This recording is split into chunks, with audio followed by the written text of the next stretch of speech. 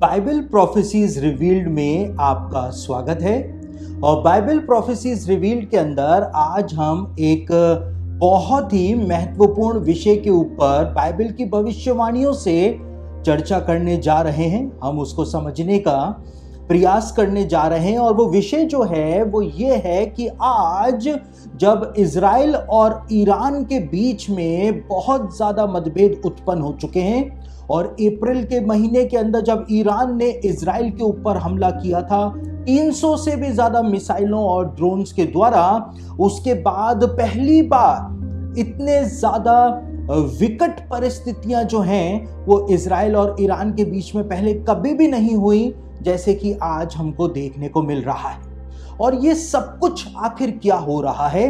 Bible की भविष्यवाणियों के लिहाज से हम इस समय कहां पर खड़े हुए हैं, क्या होने जा रहा है, इस विषय के ऊपर आज हम चर्चा करने जा रहे हैं। बीते कुछ दिनों पहले इजराइल के द्वारा, हालांकि अनऑफिशियल रूप से ये बात बोली जा रही है क्योंकि इजरायली सरकार ने और ना ही इजरायली सेना ने इस बात का ऑफिशियली कोई बयान दिया है कि हमास का जो मुखिया था, हमास का जो चीफ था, उसको तेहरान यानी ईरान की राजधानी के अंदर मौत के घाट उतार दिया गया मिसाइल हमले के द्वारा या किसी बम विस्फोट के द्वारा। अभी तक ये बात जो है वो साफ नहीं हो पाई और यहाँ तक कि ईरान के जो बड़े बड़े विशेषज्ञ हैं, सेना के विशेषज्ञ हैं, जांच करता है, उनको समझ में ही नहीं आ रहा है कि हमास के उस मुखिया को आखिर किस प्रकार से मारा गया, क्योंकि कोई भी ऐसा एविडेंस, पुख्ता प्रमाण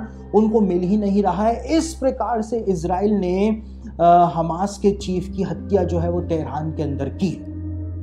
और उसके बाद से ही, क्योंकि हमास चीफ जो था वो ईरान का मेहमान था और मेहमान की हत्या राजधानी के अंदर जब कर दी गई, आरोप इजराइल के ऊपर मढ़ा गया है और अब ईरान जो है वो बदले की आग के अंदर जल रहा है। और ईरान के जितने भी प्रॉक्सी संगठन हैं, चाहे वो लेबनान में हिजबुल्ला हो या फिर इराक के अंदर शिया के मिलिशिया हो या फिर हूती आतंकवादी हो जो कि यमन के अंदर हैं, और भी अलग अलग सीरिया के अंदर उसकी जो प्रॉक्सीज हैं, ये सब मिलके ईरान के साथ इजराइल के ऊपर हमला करने की योजनाएं बना रहे हैं। इजराइल ने कहा है कि यदि ऐसा हुआ तो ईरान के अंदर इजराइल तबाही मचा करके रख देगा। अमेरिका ने भी ईरान को धमकी दी है कि ईरान ऐसा दुस्साहस करने का प्रयास ना करे, लेकिन उसके बावजूद ईरान जो है उसने इस बात के बारे में संकेत दे दिए हैं कि चाहे कुछ भी हो जाए, लेकिन ईरान जो है अपने प्रॉक्सी संगठनों के साथ मिलकर के, प्रॉक्सी देशों के साथ मिलकर के इजराइल के ऊपर हमला जरूर करेगा। तो ये सब कुछ क्या हो रहा है? हम बीते कई सालों से ईरान इजराइल युद्ध की अटकलें जो हैं वो लगाते हुए आए हैं, लेकिन पहली बार हम समय के उस पड़ाव के ऊपर आकर के खड़े हो गए हैं जब हमको इजराइल ईरान युद्ध वास्तव में होता हुआ दिखाई दे रहा है कि ये होने जा रहा है। तो बाइबल की भविष्यवाणियां क्या इस विषय में कुछ बताती हैं?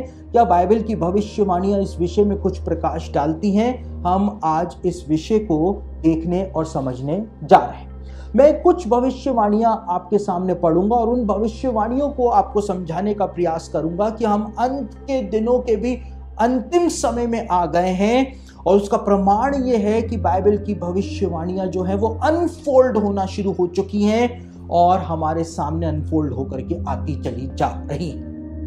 तो पहली भविष्यवाणी जिसको हम देखेंगे वो यहेजकेल भविष्यवक्ता की पुस्तक, उसका 38 अध्याय, उसके 5वें वचन के अंदर वो बात लिखी हुई। यहेजकेल के द्वारा परमेश्वर ने भविष्यवाणी कराई थी। यहेजकेल क्या कहता है? इजराइल के ऊपर कुछ देश मिल करके हमला करेंगे और उन देशों के नाम यहेजकेल के द्वारा भविष्यवाणी के तौर पर लिखे गए हैं, जो कि यहेजकेल 38 अध्याय यानी इज़िकेल 38 के 5 में लिखे हुए हैं। यहां पर क्या लिखा हुआ है? यहां पर लिखा है, और उनके संग फारस, कूश और पूत को जो सब के सब ढाल लिए और टोप लगाए होंगे। यहां पर कुछ देशों के नाम बताए गए हैं जो अंत के दिनों में इजराइल के ऊपर हमला करने के लिए आएंगे, और ये बात हमने कई बार बीती अपडेट्स के अंदर देखी है। लेकिन यहां पर पहला नाम जो बताया गया है, जो देशों का गठबंधन इजराइल के ऊपर हमला करने के लिए आएगा, पहला नाम बताया हुआ है फारस। और फारस जो है वो ईरान देश का प्राचीन नाम माना जाता है। आपको यह बात जानकर के हैरानी होगी कि 1935 तक यानी 1935 तक ईरान देश का नाम फारस ही, पर्शिया ही हुआ करता था। लेकिन 1935 में आकर के, क्योंकि ईरान के लोग अपने आप को प्योर आर्यन ब्लड का मानते हैं, इसलिए उस आर्यन नाम के ऊपर उन्होंने अपने देश का नाम ईरान रखा और वो 1935 से हुआ था। लेकिन 1935 तक ईरान देश को फारस नाम से ही जाना जाता था। तो यहाँ पे स्पेसिफिकली ईरान को टारगेट करते हुए और उसको सेंट्रल पॉइंट बनाते हुए यहेजकेल जो है वो भविष्यवाणी लिख रहा था। यहां पर दूसरा नाम जो है वो कूश बताया गया है, और मैं पहले कई बार आपको ये बात बता चुका हूं कि कूश जो है, उसके लिए बाइबल स्कॉलर्स मानते हैं कि कूश जो है वो इथोपिया देश को बाइबल के जमाने के अंदर कहा जाता था। लेकिन हम इतिहास का अध्ययन जब करते हैं तो इस बात को हम पाते हैं कि कूश जो है वो दो भागों के अंदर बटा हुआ था, वेस्टर्न कूश और ईस्टर्न कूश। और जो ईस्टर्न कूश हुआ करता था वो अफगानिस्तान और पाकिस्तान तक, वहां पर कूशी जाति के लोग जो हैं वो रहा करते थे। और इसीलिए मैंने आपको बताया था कि आज भी अफगानिस्तान के अंदर एक पहाड़ी श्रृंखला है जिसको हिंदू कुश की पहाड़ी श्रृंखला जो है, हिंदू कुश की पहाड़ी श्रृंखला उसको कहा जाता है। तो कूशी जाति के लोग रहा करते थे अफगानिस्तान और पाकिस्तान तक। तो हम क्या देखते हैं यहाँ पर कूश के बारे में जब भविष्यवाणी की गई है तो पाकिस्तान तुर्की के साथ मिलकर के बार बार इस बात को बोल चुका है। और ना केवल पाकिस्तान लेकिन तालिबान भी इस बात को बोल चुका है। तालिबान का भी ये कहना है कि वो इजराइल के ऊपर हमला करके जो पैलेस्टीनियंस हैं उनका बदला लेना चाहता है। और यहां पर पिन पॉइंट करके यहेजकेल ने इस बात को लिखा है कि कूश जो है, कूशी जाति के लोग जो हैं वो भी इजराइल के ऊपर हमला करने के लिए आएंगे। किसके साथ आएंगे? फारस यानी ईरान के साथ मिलकर के इजराइल पर हमला करने के लिए आएंगे। उसके बाद यहां पर एक और नाम जो लिखा हुआ है वो बहुत ही ज्यादा इंटरेस्टिंग है। यहां पर जो नाम लिखा है वो है पूत, यानी पूत देश के लोग भी इजराइल के ऊपर एक गठबंधन बना करके हमला करने के लिए आएंगे। बाइबल स्कॉलर्स इस बात को मानते हैं कि पूत जो है वो लीबिया का नाम पुराने समय में हुआ करता था। लेकिन बाइबल के अंदर लीबिया को लूबी या लूब के नाम से संबोधित किया गया है, लेकिन यहाँ पे पूत नाम आया है। और इसीलिए बाइबल कमेंट्रीज और बाइबल डिक्शनरीज, बाइबल एटलस इस बात को बताते हैं कि ये पूत जो है ये एंशिएंट सिटी ऑफ टायर हुआ करता था, यानी कि सोर नाम का जो नगर हुआ करता था उसको पूत के नाम से बाइबल के जमाने में जाना जाता था। और आज हमारे समय में ये पूत जो है, ये सोर जो है, ये टायर जो है, ये लेबनान के नाम से जाना जाता है। और आज इजराइल की जो सबसे खास लड़ाई है नॉर्थ के अंदर, वो लेबनान के अंदर जो हिजबुल्लाह संगठन है उसके साथ ही चल रही है, जो कि ईरान का प्रॉक्सी ग्रुप है। और हिजबुल्लाह जो है वो मिडिल ईस्ट के आतंकवादियों में सबसे ज्यादा ताकतवर संगठन जो है वो माना जाता है। तो हम यहां पर क्या देखते हैं, पिन पॉइंट करके यहेजकेल जो था उसने यहां पर कुछ बहुत महत्वपूर्ण बातें लिखी थी। उसने देशों के गठबंधन के बारे में बताया था, उसने ईरान का नाम लिया था, उसने पाकिस्तान अफगानिस्तान का नाम लिया था। और यहां पर ये कूश नाम जो है, इसके विषय में एक बड़ी रोचक बात जो है वो भी मैंने बीते समय देखी कि यमन के जो हुती संगठन के जो लोग हैं वो भी इजराइल के ऊपर हमला कर रहे हैं।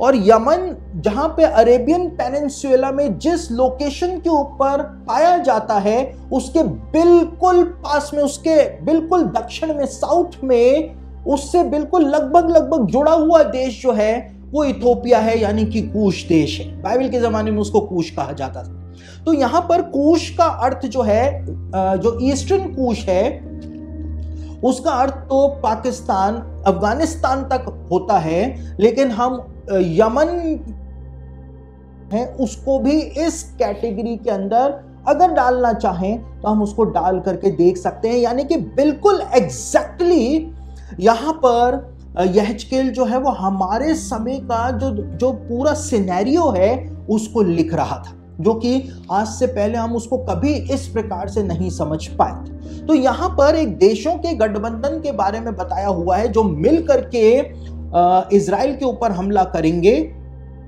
और आज बिल्कुल वैसा का वैसा हो रहा है। वो सारे देश जो हैं, वो सारे संगठन जो हैं, वो मिल करके इजराइल पर हमला करने की योजना बना चुके हैं, और हो सकता है इस वीडियो के रिलीज होने से पहले ही वो हमला हो जाए, इस बात की भी कोई गारंटी जो है वो नहीं। आगे जब हम बढ़ते हैं तो यहां पर एक और बहुत महत्वपूर्ण बात बताई हुई है यहेजकेल 38:6 में, और यहेजकेल 38:6 में लिखा है, और गोमेर और उसके सारे दलों को और उत्तर दिशा के दूर दूर देशों के तोगर्मा के घराने को और उसके सारे दलों को निकालूंगा, तेरे संग बहुत से देशों के लोग होंगे। यहां पर दो देशों के नाम और बताए गए हैं, दो प्रजातियों के या दो जातियों के नाम और बताए गए हैं। पहला नाम यहेजकेल ने गोमेर बताया है, और अगर आप बाइबल कमेंट्रीज को, बाइबल इंसाइक्लोपीडियाज को पढ़ें तो आपको यह बात पता चलेगी कि गोमेर जो है वो ईरान का जो उत्तरी भाग के अंदर जो जाति रहा करती थी उसको गोमेर के नाम से बाइबल के जमाने में जाना जाता था। यानी यहाँ पर ईरान देश की ही बात की जा रही है, जिस प्रकार से यर्मिया ने भविष्यवाणी करी थी एलाम के विषय में, और वो एलाम जो है वो ईरान का ही वेस्टर्न पार्ट जो है वो माना जाता है, बाइबल के जमाने में हुआ करता था। उसी प्रकार से यहाँ पर यहेजकेल जो है उसने गोमेर को अलग करके संबोधित किया है, क्योंकि गोमेर जो है वो ईरान का ही नदन पार्ट जो है, या नदन ईरान जो है, या ईरान के नॉर्थ के अंदर जो जातियां रहा करती थी उनको यहां पर संबोधित किया गया है। यानी कि पूरा ईरान देश एकजुट होकर के आएगा, यहां पर यह भविष्यवाणी लिखी हुई। और इसके बाद तोगर्मा के घराने की बात जो की गई है, मैं कई बार ये बात आपको बता चुका हूं कि तुर्की देश को बाइबल के जमाने में तोगर्मा के नाम से जाना जाता था, और आज आप देख सकते हैं तुर्की के जो राष्ट्रपति हैं एर्दोआन, तुर्की के राष्ट्रपति के द्वारा ये बात बोली जा चुकी है अपने बयान में कुछ ही दिन पहले कि हम अपनी सेना लेकर के इजराइल के ऊपर हमला करने के लिए उतर सकते हैं गाजा में, ये बात बोली गई है। और अक्सर बाइबल के जो स्कॉलर्स हैं उनको ये बात हमेशा खटकती थी कि अमेरिका की सरपरस्ती के अंदर जो संगठन है नाटो, तुर्की जो है वो नाटो का मेंबर है, और कैसे अमेरिका के होते हुए नाटो का कोई मेंबर इजराइल के ऊपर हमला करने के लिए चला जाए, ऐसे कैसे हो सकता है। लेकिन आज तस्वीर जो है, धुंधली तस्वीर जो है वो साफ होती चली जा रही है, जिसमें हमको दिखाई दे रहा है कि तुर्की जो है वो इस बात को बोल चुका है कि वो समय आ जाएगा तो हम इजराइल के ऊपर हमला करने के लिए अपनी सेनाओं को गाजा के अंदर उतार देंगे, और हम सक्षम हैं ऐसा करने के लिए।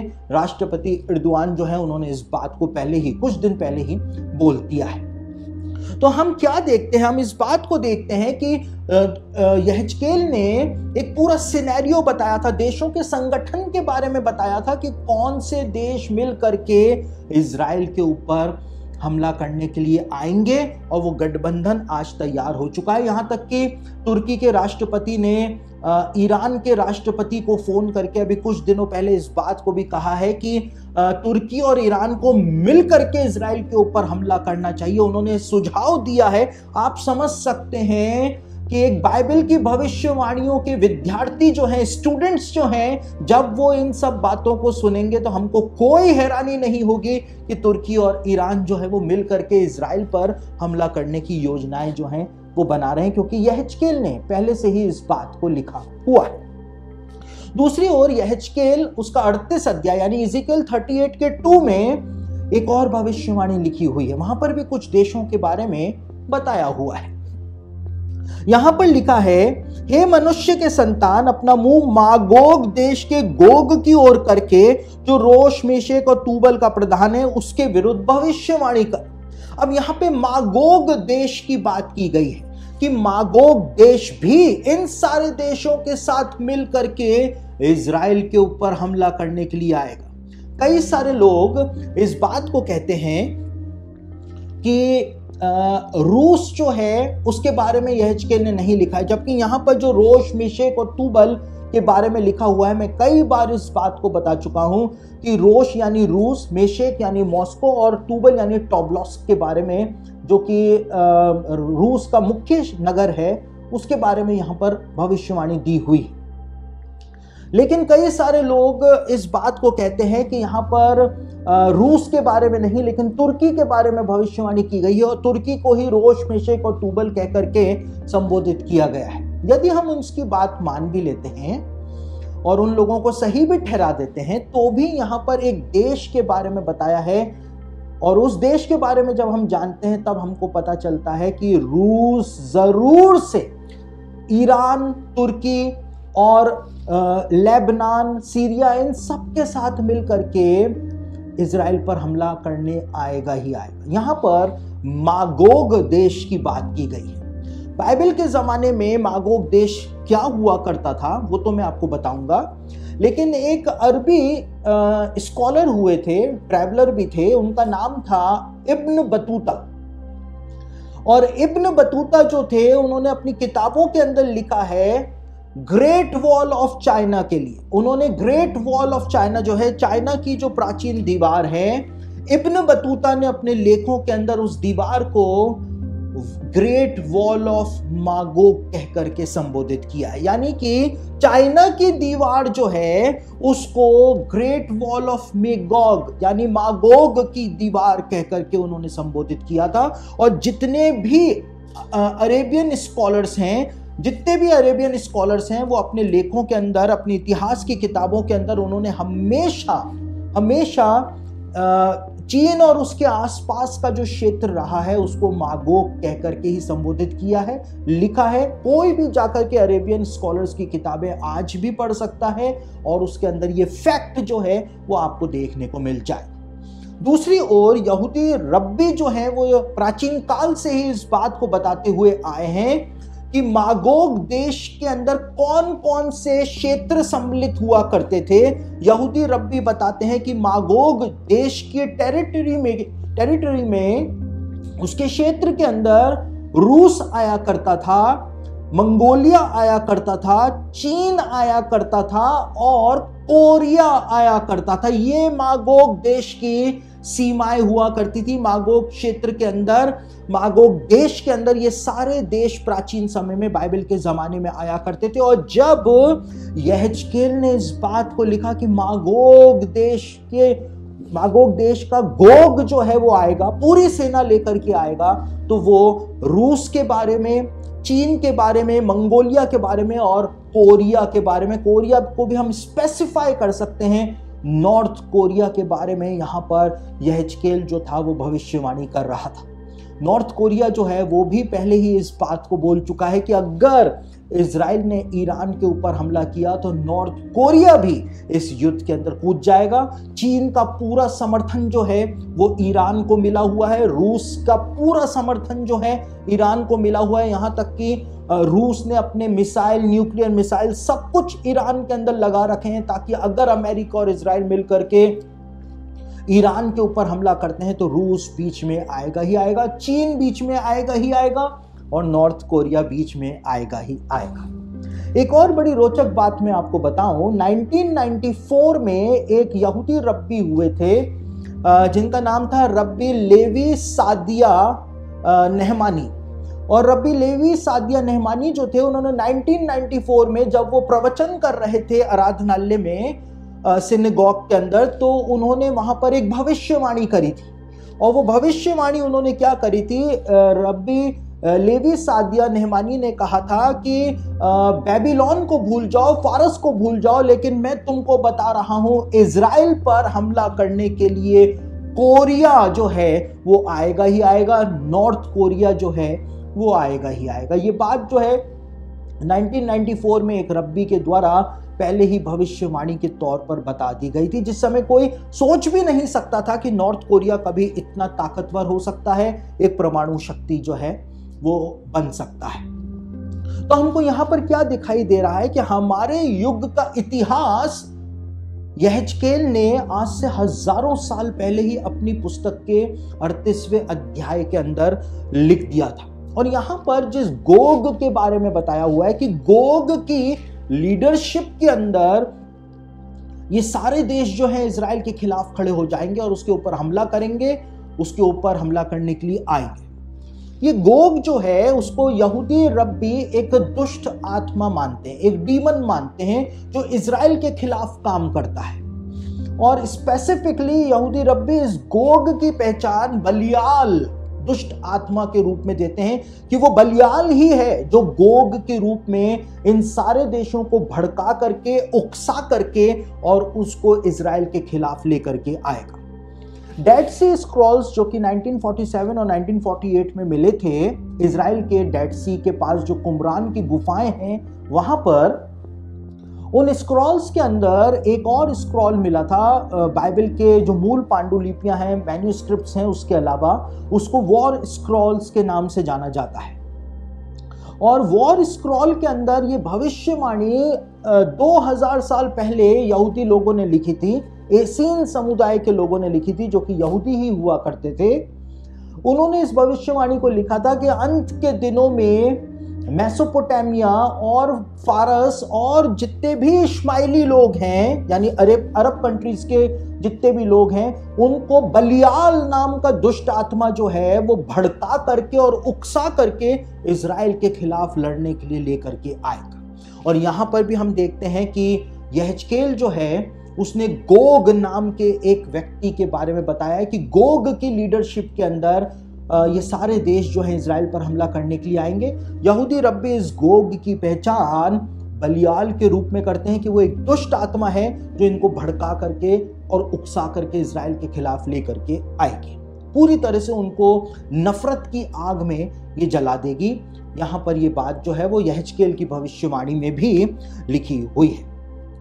लेकिन आज आप जब अखबार पढ़ते हैं, आप जब सोशल मीडिया चलाते हैं, तो इजराइल के नॉर्थ के अंदर एक युद्ध चल रहा है जो कि हिजबुल्ला यानी लेबनान के साथ इजराइल का युद्ध जो है वो लगभग शुरू हो चुका है। एक दूसरे के ऊपर मिसाइल हमले, एयर स्ट्राइक जो है वो चल रही है, जिसको वॉर इन द नॉर्थ के नाम से संबोधित किया जा रहा है। यानी इजराइल के नॉर्थ के अंदर, उत्तर के अंदर लड़ाई जो है वो चल रही है। और ये बात भी यहेजकेल के द्वारा पहले से ही लिख दी गई थी। यहेजकेल उसका 38 अध्याय उसका 15वां वचन पहले आपके सामने पढ़ रहा हूं, फिर एक और वचन आपके सामने पढ़। तो यहेजकेल 38:15, इज़ीकेल 38:15 के अंदर क्या लिखा हुआ है? परमेश्वर कहता है मागोग देश का जो गोग है, वो दुष्ट आत्मा जो है, जो कि Russia, China, Mongolia, north Korea और ईरान और पाकिस्तान, अफगानिस्तान, यमन और लेबनान और सीरिया और इराक के लोगों को, जो कि अलग अलग देशों के लोग हैं, इनको जब लेकर के आएगा, भड़का करके लेकर के आएगा, लड़ने के लिए इजराइल पर लेकर के आएगा, तो स्पेसिफिक लोकेशन बताई है यहेजकेल के द्वारा। यहां पर क्या लिखा हुआ है? तू उत्तर दिशा के दूर दूर स्थानों से आएगा और तू और तेरे साथ बहुत सी जातियों के लोग, वे सब के सब घोड़ों पर चढ़े हुए होंगे, अर्थात एक बड़ी भीड़ और बलवंत सेना। यहां पर स्पेसिफिकली उत्तर दिशा के बारे में, नॉर्थ के बारे में, इजराइल के नॉर्थ के बारे में बताया हुआ है कि सारी लड़ाई जो है वो नॉर्थ से ही हो जाएगी। सारी लड़ाई का केंद्र बिंदु इजराइल के नॉर्थ में चला जाएगा। और हम देखते हैं कि आज बिल्कुल वैसा ही होता चला जा रहा है। इजराइल का विवाद सीरिया के साथ चल रहा है इजराइल के नॉर्थ में। इजराइल का विवाद हिजबुल्ला लेबनान के साथ चल रहा है इजराइल के नॉर्थ में। रूस की सेनाएं सीरिया के दक्षिण के अंदर उतरी हुई हैं। सीरिया का दक्षिण इजराइल का नॉर्थ होता है। पहले से ही रूस वहां पर पहुंच चुका है।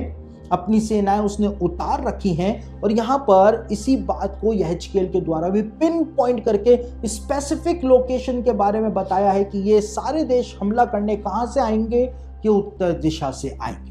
एक और वचन हम पढ़ लेते हैं, यहेजकेल 39:2 में क्या लिखा हुआ है, मैं तुझे घुमा ले आऊंगा और उत्तर दिशा के दूर दूर देशों से चढ़ा ले आऊंगा और इजराइल के पहाड़ों पर पहुंचाऊंगा।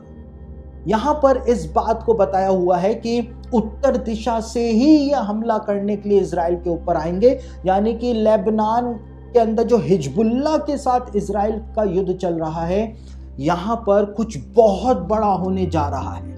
कुछ बहुत बड़ा युद्ध की आहट तो हमको सुनाई दे रही है, चाहे ये आज हो, चाहे ये कल हो, चाहे ये 1 महीने बाद हो, चाहे ये 6 महीने बाद हो, लेकिन जब भी होगा तो वो इजराइल के नॉर्थ के अंदर ही ये सब कुछ घटनाक्रम घटित होगा। उसके बाद यहां पर बताया है कि परमेश्वर, यहेजकेल 39 के अंदर बताया है कि परमेश्वर इजराइल की रक्षा करेगा, उसको बचाएगा, और जितनी भी सेनाएं आ रही होंगी उस दुष्ट आत्मा गोग या बलियाल के नेतृत्व में, वो सारी की सारी सेनाएं जो हैं वो हारेंगी इजराइल के नॉर्थ में। और कहां पर हारेंगी, कुछ जगह भी बताई हुई है। यहां पर यहेजकेल 39:5 के अंदर क्या लिखा है, यहेजकेल 39:5 के अंदर क्या लिखा है, तू खेत में गिरेगा क्योंकि मैंने ही ऐसा कहा है, परमेश्वर यहोवा की यही वाणी है। इनकी हार कहां पर होगी, खेत के अंदर इनकी हार होगी। खेत में क्यों होगी, रणभूमि में क्यों नहीं होगी, पहाड़ों पर क्यों नहीं होगी, जबकि इजराइल के नॉर्थ में पहाड़ ही पहाड़ पाए जाते हैं। खेत में ही क्यों होगी, क्योंकि इजराइल का नॉर्थ जो है वो सबसे ज्यादा फर्टाइल इलाका है और वहां पर खेत ही खेत जो हैं वो यहूदियों के पाए जाते हैं। तो स्पेसिफिकली बताया है उन खेतों तक दुश्मन की सेनाएं जो हैं वो पहुंच जाएंगी और वहीं पर ही उनको हराया जाएगा, वो वहीं पर ही हारेंगे। तो स्पेसिफिकली ये भविष्यवाणी जो है आज हमारी आंखों के सामने अनफोल्ड होना शुरू हो गई है। जो इतिहास में कभी नहीं हुआ वो आज हमारे समय में हमको देखने को मिल रहा है। तो बाइबल प्रोफेसीज रिवील्ड के अंदर आज जो इजराइल ईरान का सिनेरियो बना हुआ है, इसको कुछ हद तक मैंने खोलने का प्रयास किया है। अभी भी बहुत सारे ऐसे पहलू हैं जो हमारे सामने खुले नहीं हैं, लेकिन यदि वास्तव में वो समय आ गया है कि यहेजकेल 38 और 39 अध्याय के अंदर लिखी हुई भविष्यवाणियां अब पूरी होंगी, तो हम कुछ ऐसा देखने जा रहे हैं जिसका हमने अनुमान तक नहीं लगाया है, जिसके बारे में हमने कभी सपने में भी नहीं सोचा है। हम बाइबल की भविष्यवाणियों को अपनी आंखों के सामने पूरा होते हुए देख लेंगे, यदि ये युद्ध जो है वो यही युद्ध है जो कि यहेजकेल के द्वारा बताया